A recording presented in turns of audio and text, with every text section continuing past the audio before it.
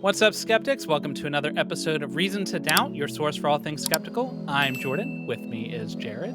And today we're going to be talking about the question that stops Christians in their tracks. Christians do not like getting asked this question whatsoever. Number 4 will surprise you.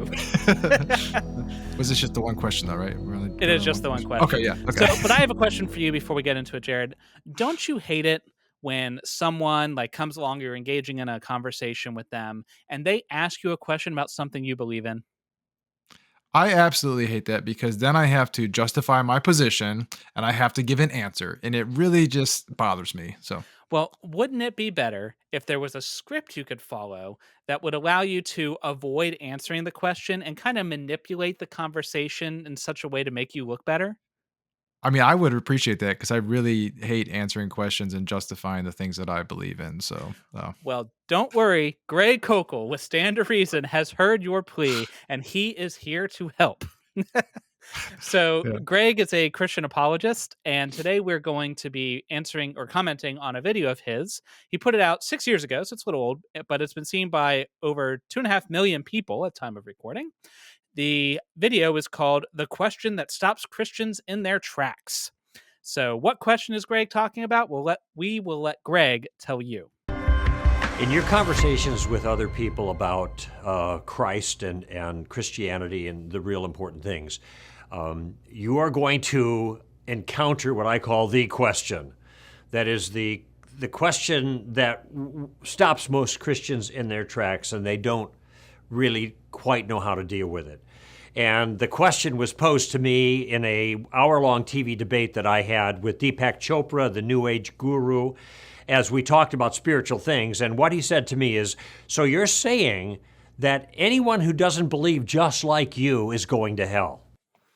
Well, I mean, that is a question, and I think it's a fair question. So, Seems pretty fair to me. And I can understand why that might make someone uncomfortable. Now, Greg is going to spend this entire video talking about how to deal with this question. And the reason we decided we're going to respond to this is because we think his advice is really bad. Not bad just because it's dishonest and manipulative, but also because I don't think it'll be very effective at actually helping the Christian deal with the question. So it's just bad all around. Before we jump in, though, I do want to make clear that we're not directing this at every Christian. Not every Christian believes in eternal conscious torment. Not every Christian believes that non-Christians go to hell, for example. Some Christians believe that they're merely destroyed, which, I mean, I guess that beats being tortured forever. Some think you Christians go are to heaven. happy. Yeah, some Christians are happy just telling you you're going to hell. So they're not afraid of this at all. And also, it also would not apply to them. So don't want to lump a huge religious tradition into a single spot there. But for Greg, today, we're going to be talking about why his answer is terrible. So let's move on in with his advice to Christians when they're asked the question. And the problem here is that this was a question about the exclusivity of Christ, a critical issue in Christianity, but it was put in a way that made me look really, really bad. But guys, he made me look bad. If I answer this question the way I believe, it's going to make me look so bad, and I don't want to do that. Right. I mean, I would answer honestly, but then I'd look like an idiot. What a low-down, dirty trick to just ask Greg about the things he believes in, right? Right. But the other thing, too, is the fact that he admits that by answering this question honestly, makes him look bad. Hello? Maybe it should be a red flag. But let's see what he did, how he answered this. So if I would have answered the question, yes, unless you believe that Jesus is the Messiah, then you will die in your sins, you will go to hell.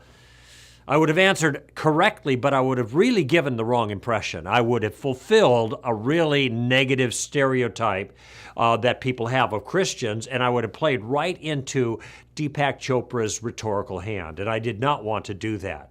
And so in that particular circumstance, I sidestepped the issue, and I went in a different direction. So he would have given the audience the wrong impression. I'm hearing he would have given them the accurate impression because it sounds like he's saying the honest answer to that question is, yes, that is what I think. Well, it's also interesting too that he's pointing out that there's a stereotype that Christians have that tell people they're going to burn in hell forever, which some Also not Christians great. do. Yeah, not great. Now, So, I will say I did find the interview where this exchange happened, and I actually think that Greg does answer the question a little bit better than he even gives himself credit for here. mhm. So let's play that real quick. Just here's the exchange that he's referencing. It's from a few years back. What about people who are not Christians? What about them? Are they damned to go to hell forever? Well, the answer to this is very simple in a broad sense. I mentioned earlier that reality has a way of bruising people who don't take it seriously. Whether I'm right or whether you're right in our respective views, there are consequences to people who get it wrong. If you're right and I get it wrong, I'm going to be hurt by that, Dr. Chopra. If I'm right and you get it wrong and others get it wrong, then they can be hurt by it as well. I'm just simply saying there are consequences. If what Jesus said is right, then there are serious consequences for unbelief, because everybody will stand before God and give an account for their life and be properly tried for the crimes that they committed against God. Now, maybe Jesus is wrong. Maybe you're right. But if you're right, I'm going to miss out. There are consequences for getting the truth wrong. And this is why I'm emphasizing we have to be very careful about the truth issue. So every worldview has a consequence, and there's consequences of your worldview. There's consequences of my worldview, and just consequences. So It's just a consequence. What consequence, Greg? Consequences, uh, So, so he does- answers the question, right? Yeah. He does. But what he's trying to do is avoid saying, yes, you specifically, person who is speaking to me, you are going to hell because you don't agree with me. Correct. Greg says that's actually the honest answer, right?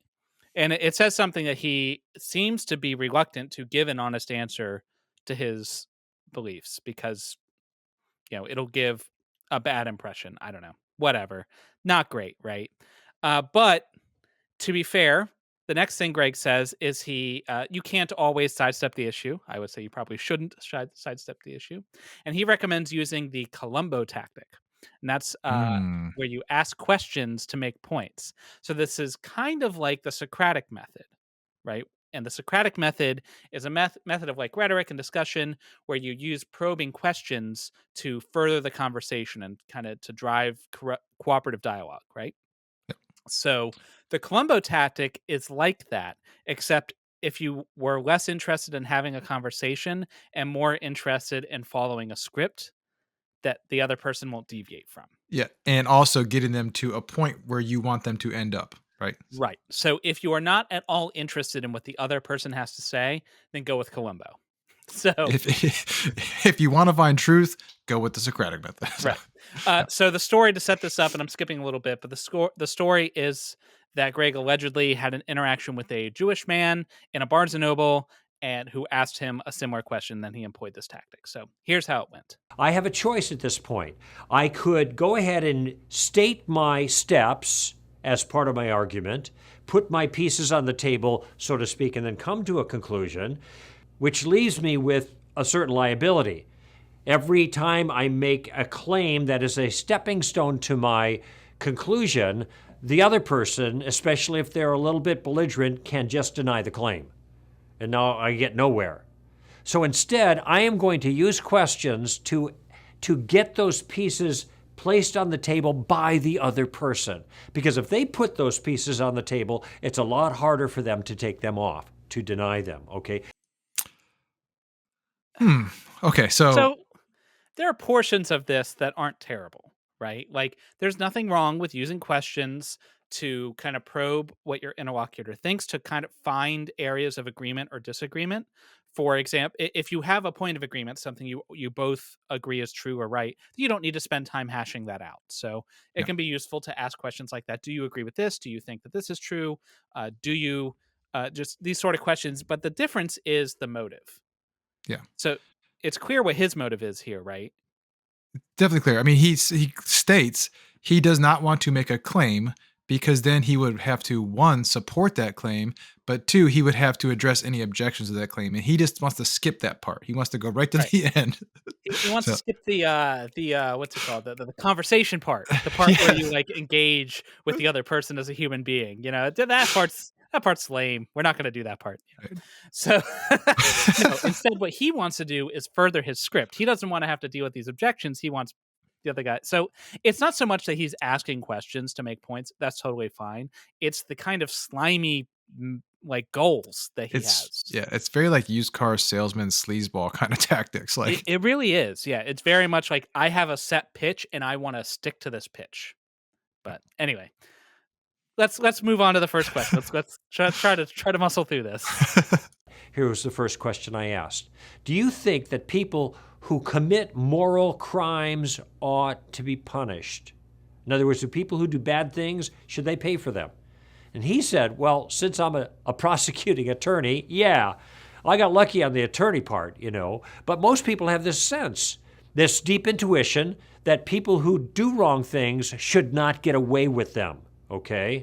So, real quick before we jump into the question, though, I always find it curious and little bells going off in my head. Anytime an apologist gives an example of talking with somebody, I just assume that they're making that bullcrap up. Because what are the chances he was talking to a prosecuting attorney in a Barnes and Noble about this? Like, Any individual story I guess could be true, but every single time there's a person who just happens to be the exact person they Right. need to tell this to. I Yeah. don't know. Like, Anyways, it doesn't really matter. no. But this, I think, right up front we can see the shortcoming of this approach, because his imaginary or non-imaginary interlocutor said, yes, I totally agree with you that punishment is the point. People who do wrong things should be punished. If I were answering that question, I'd say no, I don't think so. I don't think that punishment is the point. I think retributive justice, it just furthers the problem. And while Yeah. it may in some cases be better than nothing, it is certainly not the ideal, and it shouldn't be how we set up. Like, a perfect being wouldn't set up a retributive system. I don't think. I don't think the focus on getting away with it is the point. It should be about enhancing well-being and making sure people are better off. Yeah, and there's a lot of studies on this too, on punitive measures and stuff, and how it's not actually impactful on changing, reforms and stuff. So, um, But the thing but is, like, if you're the Christian listening to this and I give you that answer, well, what now? What do you do? oh, wait, but my script says you're going to say yes. Exactly. Brain fried. Oh no, and then you're gonna have to, like, I don't know, either you're back to square one with not knowing how to answer the question. That's when you pause. I need to phone a friend. Right. Greg, he didn't answer Right. yes. Or you try to manipulate it to get. I've seen Right. both, where the person kind of panics, and I've also seen where they clearly, like, are trying to force you to concede the thing. And so that's the problem with this kind of very pithy surface level. Not even calling it surface level feels like not enough. It's not any kind of deep understanding. Whereas what Greg ought to be doing is explaining, okay, here is what you and I as believers think. Here is why. Here are some reasons. Here are some objections you might hear to it. Here's how we might answer those objections. Here's how you can think of it. Like, actually fostering understanding. Right. That would allow someone to have, one, a better informed opinion about the thing it is that they believe, and also to be better equipped to answer these questions when the other person isn't just going to parrot back the talking points that you want. Yeah, I mean, and it goes back to that first point. Like, he's obviously not wanting to have a conversation here. He doesn't care what the other person thinks or what they actually believe. It's just, let's get to my conclusion. So, But let's say that we answered as the Jewish man did and move right along to question number 2. Second question. Have you ever done any wrong things? That's personal, right? What do you think he said? He said, yeah, I guess I have. If he would said he didn't do any bad things, I want to talk to his wife, So this is one of those questions that when you hear it, if I get posed a question like this, I'm reluctant to answer, only because I know this is a trap. Yeah. It's not because, It's a trap! like, yeah. It's like, of course I've done things that I think are wrong. Of course I'm not a perfect person, right? Have I ever done a bad thing? Of course I've done a bad thing, But I know that equivocation is like, I can see the equivocation rounds already in the air, Yeah. right? Because Greg is just, have you done a bad thing? He hasn't asked, like, we haven't talked anything about, like, what is a bad thing? What do you mean when you say bad thing? Right. How bad are we talking about? Should all bad things be punished? Like, we've agreed that people who do bad things should be punished at this point, hypothetically, right? But should all bad things be punished? Should they all be punished the same way? These are all important things to consider, but Greg's question is just blowing right by it, right? Well, the other And thing too is this is like Ray Comfort level banana man apologetics on the street. This is exactly what Ray very Comfort much. does. Yeah. For sure. Uh, And it leaves a huge amount of ambiguity that, don't worry, I'm certain that Greg would never take advantage of ambiguity in order to further his own goals. That not going to happen. Now, do I need to tell this man he's a sinner? No. He just told me. Do I need to tell him that he's under judgment? No. He just told me. Whoa, whoa, whoa, whoa, whoa, Greg. Who said anything about sin? I didn't say, did you say sin? I didn't say sin. we didn't talk about judgment either. Like, Yeah, exactly. Like I said, you asked me if I've done bad things. I said, yes, I've done bad things. I said, oh, you're a sinner. I never said that. First of all, what is sin? What does it Right. mean to sin? Like, So this is the equivocation fallacy. I mean, it's not even really equivocation, honestly, because he's just using a different word. Usually equivocation is where you use the same word in a different way. He just used a straight up different word. That's you just make it stuff up. Yeah. yeah. So I understand from Greg's point of view, bad things are sins. Like if you're doing something wrong, it means you're sinning. But from my point of view and the point of view of most people that you're going to be talking about, if you, meaning you, the Christian, they may not even agree that sin exists. Like Right. in this case, Greg was allegedly talking to a Jewish person, so they would agree with kind of the baseline idea that there are sins, but I wouldn't agree to that. I don't agree that I've sinned because I don't think sin is possible. I don't think sin is a thing that exists. Right. Well, that's just another downfall of this tactic, right? And if Greg were ever to have a conversation, and this is why this is bad advice, right? Because if this conversation were to ever happen to a real person, this is how it would go. Right. You know, You wouldn't get past you every single question. You'd have to stop and like be Yeah. set up to answer these other objections, which he's not setting them up to do. But Well, let's it's see okay. let's see what happens. Yeah. It's okay. It's okay. He's gonna recover it. It's gonna be fine. We're gonna have to end up somewhere great. Explained, it's as if the judge is about to lower the gavel on the two of us in the dock, and we both know we're guilty, and we both know we deserve what we're going to get. And then the judge pauses and says, by the way, are either of you guys interested in a pardon at this point? Well, I mean, at this point, we're given that we're guilty, and we both know we need to be judged. I mean, we just know that, right? So, I guess. I mean, query whether we've agreed on what the punishment should be, or why this person is worthy to judge us, or whatever, or like what punishment is being like. There's still a lot of open questions, right? But I mean, I guess if you're just gonna hand me a pardon and say whatever it is that I did, whatever, it's just no strings attached. Here you go. You're free to go. Like, I mean, yeah, sure, that's a great yeah. deal, right? Take the Yeah. deal. Yeah. Yeah, totally. Yeah. Sounds like a good deal I'm getting. I guess we no did end strings up somewhere attached, good. right? Just Yeah. like this is it. Like Free and clear. And then I explained in very simple terms about substitutionary atonement, that the judge took off his robe and got in the dock and took the punishment for us so that we could be set free. Holy forking shirt balls! What? I thought we were talking about justice. What the heck is this? in simple terms, like substitutionary atonement. The normal person's going to understand that, right? Like, Just real simple terms.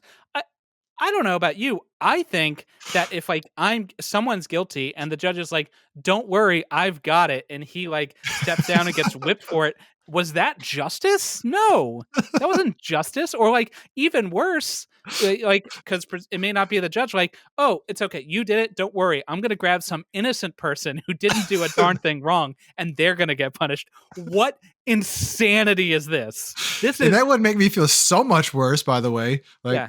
Yeah. This is nuts. This is just crazy town. Wouldn't it be better if nobody got punished? That's how pardons usually work, right? The governor doesn't give a pardon and say, "Oh, you're not going to get executed. Don't worry. I shot Sam on the way into work today, so you're good to go." You're good to go, man. Like, oh Yeah. my gosh. It's not like if someone has wronged me, and also who is the judge to be like handing out this forgiveness, because like what about the actual wronged party? If we're worried about retributive justice, shouldn't they be a part of this conversation? But like aside from that, it's like the judge or if I offered to forgive somebody, it'd be like, well, I'm not going to punch you in the face, but by God, somebody's getting punched in the face. So, Right. Well, the other thing that happens here too is that Greg and these Christians are just assuming that no other worldview has a way to deal with people doing bad things, right? It's like Christianity has the only answer for making justice happen in the world if you assume that justice is a good thing. right. I think we skipped this part of the clip, but earlier when they were setting up this situation, the way that this conversation came about is the Jewish man said, "Why do I need Jesus? I'm Jewish. I do right things. Why do I need Jesus?" Yeah. Right. That was the actual question being posed. Greg hasn't answered that question because in Judaism, there are mechanisms for dealing with sin, just like there are mechanisms in Christianity and other religions. And so like how exactly that plays out depends on, what strain of Judaism you follow. It's a varied religion just like most religions. But the point is like it's not like they're like we've got sin, we have no idea what to do. Oh well, guess we're all going to hell. Oh man, Christian, thanks so much for enlightening us, Just it's been almost like sinning this whole time. Like, yeah, it's almost like white savior complex, these silly old Jews can't figure out their own Bible. So Oh, here's another problem. It's not just that Greg is setting up his audience for failure. He's encouraging them to ignore the thoughts and opinions of the person that they're talking to. He's encouraging them to ignore any complications or to dig deeper and come to a better understanding of their own beliefs. He's also setting them up to completely miss the point of the entire conversation. Like if you have this script and a person is saying something even adjacent to it, there's a good chance if you don't actually have a good understanding of the situation, you're just going to go to the script, even if it's not applicable. If you got a hammer, every problem's a nail. every Right? problem's a nail. Yeah, exactly. And that's why Jesus is the only way. He's the only one who solved the problem. Well, Okay, I forgot, Jordan. There's only one solution to this problem, right? So, yeah, you're right. You're right. Just forget everything I just said about other religions. You're right. Obviously, the only way was to have Jesus come down and be brutally murdered in order to solve the problem, because that's how we forgive things, right? I know I have never forgiven someone without torturing someone else to death. I mean, right? Just me. oh my Just gosh, me. no. I'm sure there's a couple people actually. It's not just you, but And also, like, okay, so the problem we were supposed to be addressing is why do we need Jesus, right? And it's because we've got the sin problem and we're under judgment, and the judge is like, hey, do you want to be pardoned? Well, like, okay, if we've got this pardon coming out, why do I need Jesus to die at all? But let's say you do. Okay, well, then why does that need something for me? Like, I thought the sin was paid for. Is it paid for or not? right. And I understand that there are answers to these questions in Christian theology. I'm not trying to say that there is no answer that a Christian could give. I'm saying that Greg is not equipping anyone to have these answers, right? And he's not even, and I know Greg has other videos, but at least in the context of this video, he is selling this as if here's how you answer it. Here's the answer to the question, right? The question that, yeah. And the other thing about this is the person asking you the question obviously has a concept of hell and sin in Jesus. So they've already been exposed to all of this previous to this conversation. And yet all of a sudden in this one little simple 3-step process, you're going to get them to realize they're a sinner and they need Jesus. Like that works. Yeah, I would be extremely skeptical if this approach has ever worked. Like, okay, that's being a little bit absolutist. I'm sure it's worked at some point, but like, if I Yeah. just had a statistical distribution of its efficacy, I don't think that it would be very high in this distribution, right?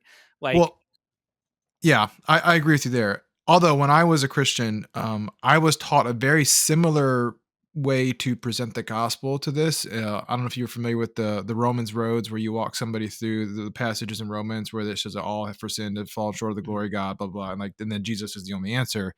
Um, Now that is a way to present the gospel. Now most of the time you're doing that without actually getting the question about people going to hell. So, but it's the same thing over and over, right? it's more of a unprompted altar Yeah, call sort of situation. Right? exactly. Yeah. Yeah, I in the context where someone has posed this question to you, like Deepak Chopra did, where he says like, well, do you think that anyone who disagrees with you is going to hell? That's the question. Is a person who's going to ask that someone, like you said, they've already thought of these things, that they already have Yeah. heard the pitch. I guarantee you, nobody is coming up to you saying, "Hey, Christian, how come you think everybody who doesn't believe with you is going to hell?" without having any concept of the whole Jesus spiel. Like Right. they've already got that. You're going to need to do something different than just say you're a sinner. Right. And the other thing too, could you imagine a conversation with Greg and Deepak, and all of a sudden at the end of it, Deepak's like, "Oh my gosh, I'm a sinner." Like, no, that's Oh, not going to happen. oh my God. Yeah. Oh, you're so right. Why didn't I think of that? Oh man, I had all day to prepare for this and it didn't even consider that I might have been a sinner. Oh man. Yeah, no, this doesn't work ever. So, um, Yeah. So okay, so that's the the answer to the question, as much as it was. And obviously it wasn't very good. So no. uh how should we do this better? Let's be the instructor that Greg Koukl will not be. Mm. Well, one thing I would say to start off is don't be afraid to have a conversation with somebody. Don't be afraid to have your beliefs out there and tell people what they are. If they're your beliefs, own them. Like, right? Right. Like, And like you kind of alluded to earlier, while I do think it's kind of gross, the idea of substitutionary atonement, the idea of eternal conscious torment, like I do think that these ideas are very problematic. I have more respect for someone who's like, "Yep, you're going to hell." Hey man, at least hey, at least you own it, right? tell At me least more you have about that. Yeah, yeah, at least why you am have I going to hell? Yeah. at least you have no problem telling me. Whereas someone's like, I mean, kinda, Hold on, I you know. got one second. I got a book here. Oh, Yeah, step one, bypass yeah. the objection. Okay, I've sidestepped. Yeah. Yeah, yeah, yeah. So, No. yeah, step 1 would probably be if you have a belief that you're ashamed of holding or are very reluctant to explain why in a conversation that I mean, you not that you owe an explanation of your beliefs to anybody if you Mm-mm. don't want to, but Sure. in the context of the conversation, this is a conversation you're supposed to be trying to have, right? Right. So, like, if you're afraid to say honestly what you believe, maybe you should, you know, take that as a hint and, you know, Yeah, that take a little tingly second. feeling and that little cricket on your shoulder saying, "Hey, this isn't a good thing." Like, Yeah, yeah. Maybe you take a should pause. listen Yeah. to those moral intuitions. But okay, But let's so assume that you're still going to hold this belief, okay? but you're just maybe not sure the right way to Right. talk about it, you Yeah. know. So the first step, like you said, is be willing to have a conversation, ask questions, do that, take that from Greg's instructions, but do not ask them with the goal of forcing or manipulating someone into giving you the answer you want. Correct. Yeah, You you're going to ask a want to make sure you open-ended questions, truly see what the other person says and have a conversation based on that. you You can ask still a have a goal in question mind, right? you ask a question in order to get an answer, right? Yes. Yeah. Yeah, it's okay to have a goal, you have a point you want to make. That's fine. But the reason you're asking this question is to honestly see what the other person says. And critically, you need to be open to what they said and be willing to be convinced if they have a good argument, you know? Like it should be a two-way flow of information. In an ideal conversation, you would both go away with something, questions that you need to think on more, right? Yeah. Also, uh, don't expect every conversation is going to get to the point like the end goal in one go. You know, Greg's setting this up like you're going to start with someone who's like very aggressive and like, you know, like in that interview, do you think everyone's going to hell? And you're going to end with them like in tears saying the the sinner's The prayer. Like sinner's prayer, that's not going to not happen, gonna you know? happen. Yeah. Right, that's not going to Yeah. happen. So don't practice for that. Don't set yourself up for that. Instead, just start probe to find those areas of disagreement and then pick one. Like, do you think that people who are guilty of bad things or whatever should be punished? No. Okay, let's talk about that. Yeah. And that can be enough for one Yeah. conversation. One conversation. Just talk about that alone and come back the next time and talk about the Right. next step, right? I find this tactic to be extremely sleazeball. And if somebody actually did this to me in person, I would know right away, like they're scripting this and they don't care what I have to say, you know? That's another really good point is that people can tell when you're not actually genuinely interested in having a conversation, when you're just trying to pitch a script to them. People can pick up on that and they don't like it. No. There's very few people who are like, yes, please tell me the scripted answer that you like. No, nobody wants that. If they're engaging with you, it's because they want to talk to you as a human being, right? So do that. You're just going to turn them off. You're gonna ruin any hope you might have had of convincing them, or even not convincing them, but just like putting that pebble in their shoe is the common phrase, or planting that seed. That seed's not going to sprout if you started by disregarding their humanity and telling them you don't care about their opinions through your actions. Exactly. And to give somebody, let's say you're a Christian out there and you want an answer and somebody asks you this question. How about start with this? Yes, I do believe that you're going to go to hell if you don't believe the way that I believe. And I care about you and I want to make sure, that you understand the consequences of your beliefs. And let's talk about that. Let's have a conversation. Was that hard to do? Like, does I sound like an asshole when I say that? I mean, kind of, but a little, but I mean, it could have been worse, Yeah. and at least you're being honest, right. So, TLDR, actually have conversations with people, treat them like human beings, and just, be cool. Just be cool. Just be cool. Yeah. Be cool, honey bunny. Yeah. All right. So that's our episode today. Kind of shorter one, which is fine. Hopefully, Christians who might be watching can take this and learn better how to talk to atheists. And atheists, the same kind of points work in reverse. Yeah. Atheists also have scripts that they've heard from Matt Dillahunty or Christopher Hitchens or whoever. If you heard it from Christopher Hitchens, don't try it. He's way more eloquent. You're way gonna more eloquent sound than you are. You're horrible. going to sound like an idiot. Don't even attempt it. Just that's like expert level. Don't go there. Yeah. But just anybody who, if you're having this conversation with someone, even an atheist can do these same things, because, believe it or not, atheists can also have something valuable to learn from religious people. We don't have a monopoly on good ideas. So, and if you're wrong, you're only going to find out if you talk to people who disagree with you. Yep. And if I am going to go to hell, I think I want to know that. So, I would like to know. I would like to know so I could at least have the option of doing something else. Right. As a bonus, since hell's coming up, this is a question I get asked all the time, and I think we might have talked about it earlier, but it's been a while. So, if you found out that hell was real, that the Christian God was real and all that, obviously you'd stop being an atheist. But would you become a Christian? Would you bend the knee?